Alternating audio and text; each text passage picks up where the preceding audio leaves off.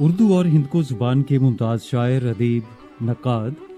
Peshawar university کے استاد professor doctor خاطر غزنوی 25 نومبر 1925 کو پشاور میں پیدا ہوئے۔ اصل نام مرزا ابراہیم بیگ اور خاطر تخلص تھا۔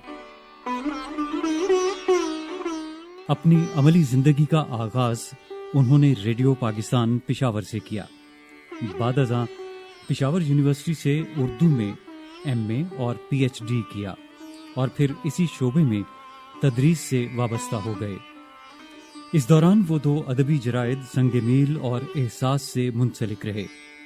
1984 میں انہیں اکادمی ادبیات پاکستان کا ڈائریکٹر جنرل مقرر کیا گیا۔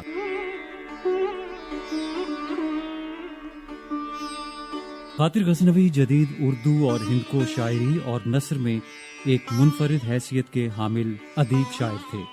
ان کی شاعری میں انسان بولتا ہے، وقت اپنی راگنی سناتا ہے، ماحول اپنے نغمے الاپتا ہے۔ جدید دور کی زندگی میں جو کچھ ہے، جو کچھ ہو سکتا ہے یا جو کچھ ہونا چاہیے، اس کی انگنت تصویریں خاطر کی شاعری میں نمایاں ہو کر مجموعی طور پر اس کو نئی زندگی کا مرقع بلکہ نگار خانہ بناتی ہیں، اور یہی ان کی شاعری کی نمایاں ترین خصوصیت ہے۔ ان کے شعری مجموعوں میں روپ رنگ، خواب در خواب، شام کی چھتری، کونجاں،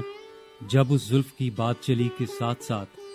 نثر میں اردو زبان کا ماخذ ہند کو، زندگی کے لیے پھول،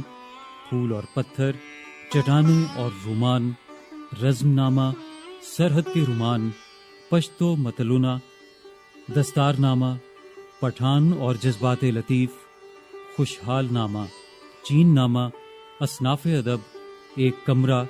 جدید اردو ادب شامل ہیں۔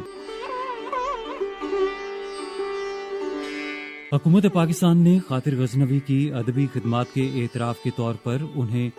صدارتی تمغہ برائے حسن کارکردگی سے نوازا۔ خاطر غزنوی 7 جولائی 2008 کو پشاور میں وفات پا گئے اور قبرستان رحمان بابا پشاور میں آسودہ خاک ہیں۔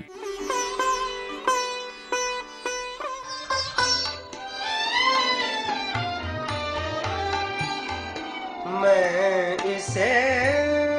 شہرت کہوں یا اپنی رسوائی کہوں، میں اسے شہرت کہوں یا اپنی رسوائی کہوں، مجھ سے پہلے اس گلی میں میرے افسانے گئے